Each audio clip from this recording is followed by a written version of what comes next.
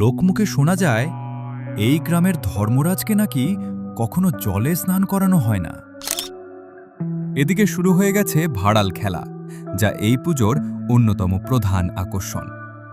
গ্রাম বাংলার বুকে এখনও বেঁচে আছে বহু পুরনো ঐতিহ্য আর সংস্কৃতি। আজ আমরা আপনাদের নিয়ে এসেছি এমনই এক ঐতিহ্যবাহী ধর্মরাজ পুজোতে, যেখানে ভক্তি, বিশ্বাস আর গ্রামের মানুষের মিলিত অংশগ্রহণে তৈরি হয় এক অন্যরকম পরিবেশ। চলুন এই পুজোর কিছু বিশেষ মুহূর্ত আপনাদের সঙ্গে তুলে ধরি। দেখতেই পাচ্ছেন, ইতিমধ্যেই ভক্তদের ভিড় জমে উঠেছে। ঢাকের আওয়াজ, মানুষের উচ্ছ্বাস, পুরো পরিবেশটা হয়ে উঠেছে একদম উৎসব মুখর। এদিকে শুরু হয়ে গেছে ভাড়াল খেলা, যা এই পুজোর অন্যতম প্রধান আকর্ষণ। এখন বাবা ধর্মরাজকে নিয়ে যাওয়া হচ্ছে পুকুরের জলে স্নানের জন্য। এই দিনেই বাবা ঘর থেকে বের হন এবং গ্রামের বাইরে পুকুরে নিয়ে যাওয়া হয়। দেখুন কিভাবে ঢাক বাজিয়ে ভক্তদের সঙ্গে নিয়ে এগিয়ে চলেছেন সবাই।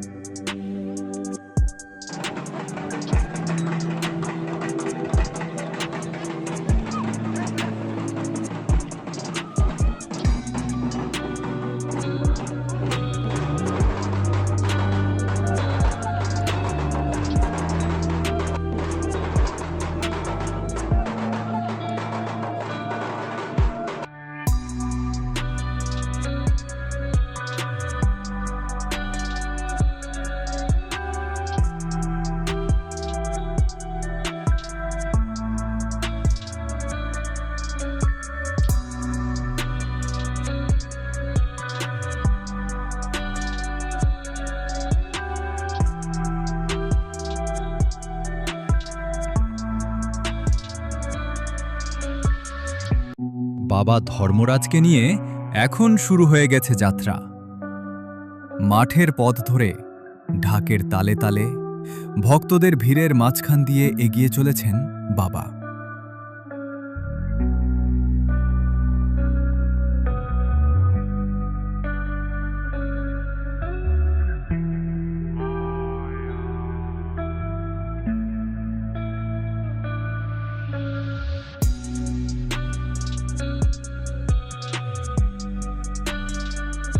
সামনে যে পুকুরটা দেখতে পাচ্ছেন, সেখানেই আজ বাবা ধর্মরাজকে স্নান করানো হবে। ভক্তরা ইতিমধ্যেই প্রস্তুত। কেউ জল নিচ্ছেন, কেউ দুধ। সবাই অপেক্ষা করছে সেই পবিত্র মুহূর্তের জন্য। লোকমুখে শোনা যায় এই গ্রামের ধর্মরাজকে নাকি কখনো জলে স্নান করানো হয় না। কথিত আছে বহু বছর আগে তিনি জল থেকেই আবির্ভূত হয়েছিলেন, আর সেই কারণেই আজও তাকে সরাসরি জলে স্নান করানো হয় না। আশ্চর্যের বিষয় হল, পুজোর সময় যখন অন্য সব দেবতাদের পুকুরে নিয়ে গিয়ে স্নান করানো হয়, তখন ধর্মরাজকে জলের ধারেই রাখা হয়। তারপর ভক্তরা নিজের হাতে গঙ্গা জল ও দুধ তুলে এনে অত্যন্ত শ্রদ্ধা আর ভক্তি ভরে স্নান করান। এই ধর্মরাজ পুজোকে কেন্দ্র করে এখানে বসে এক ছোট্ট মেলা। মেলাটা দেখতে হয়তো খুব বড় নয়, কিন্তু এই মেলার মধ্যে লুকিয়ে আছে গ্রামের মানুষের আনন্দ, ভালোবাসা আর একসাথে থাকার অনুভূতি। বিকেলের দিক থেকে ধীরে ধীরে জমে ওঠে ভিড়। আর আজকের দিনটা হচ্ছে বুদ্ধ পূর্ণিমা। এই দিনেই বাবা ধর্মরাজকে পুকুরে নিয়ে গিয়ে বিশেষ নিয়ম মেনে স্নান করানো হয় এবং আবার ফিরিয়ে আনা হয় তার নিজ স্থানে। এই পুরো আচার অনুষ্ঠান দেখতে গ্রামের মানুষ তো থাকেই, তার সঙ্গে দূর দূরান্ত থেকেও অনেক ভক্ত এখানে এসে ভিড় জমান। তবে এখানেই শেষ নয়, এর পরের দিনই রয়েছে আরও বড় আকর্ষণ, নীল পুজো। সেদিন এই গ্রামের চিত্র পুরো বদলে যায়।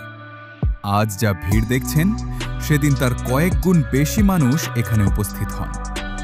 ভক্তদের ঢল নামে পুরো গ্রাম যেন এক বিশাল মেলায় পরিণত হয়। মানুষ আসে শুধুমাত্র পুজো দেখতে নয়, আসে বিশ্বাস নিয়ে, ভক্তি নিয়ে, আর বাবা ধর্মরাজের আশীর্বাদ পাওয়ার আশায়।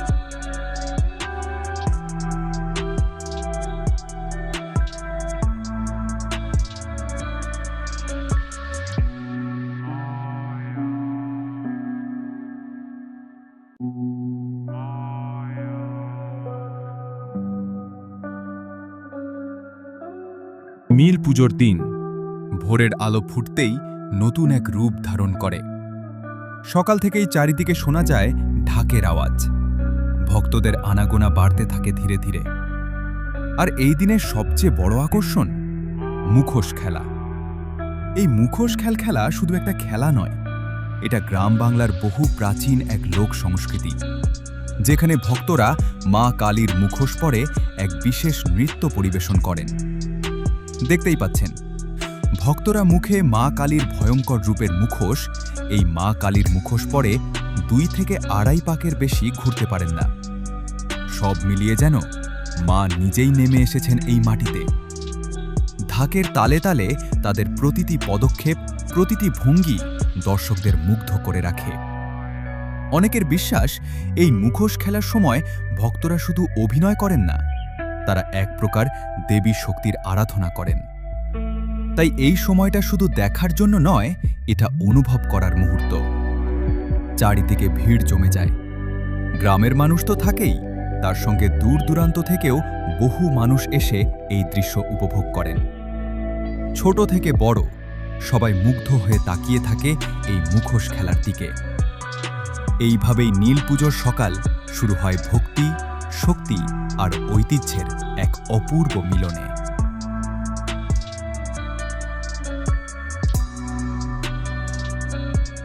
এছাড়াও রয়েছে এখানে ফুল খেলা। জ্বলন্ত আগুনের উপর ঝাঁপ দিয়ে বা লাফিয়ে যে খেলা হয়, সেটাকে সাধারণত ফুল খেলা বলে। আর এই আগুনের ওপর ভক্তদেরকেই ঝাঁপ দিতে হয়। আর এই সমস্ত কিছু হয়ে যাওয়ার পর বিকালবেলা বাবা ধর্মরাজকে বের করে গোটা গ্রাম পরিক্রমা করা হয়। গ্রাম পরিক্রমা শেষে ধর্মরাজকে নিজের মন্দিরে রেখে পুজো দিয়ে এই পুজোর সমাপ্তি ঘটে। তো বন্ধুরা, আজকের ভিডিওটি এই পর্যন্তই। যদি এই ধর্মরাজ পুজোর প্রতিবেদনটি ভালো লাগে, তাহলে অবশ্যই একটা লাইক আর চ্যানেলটা সাবস্ক্রাইব করে পাশে থেকো।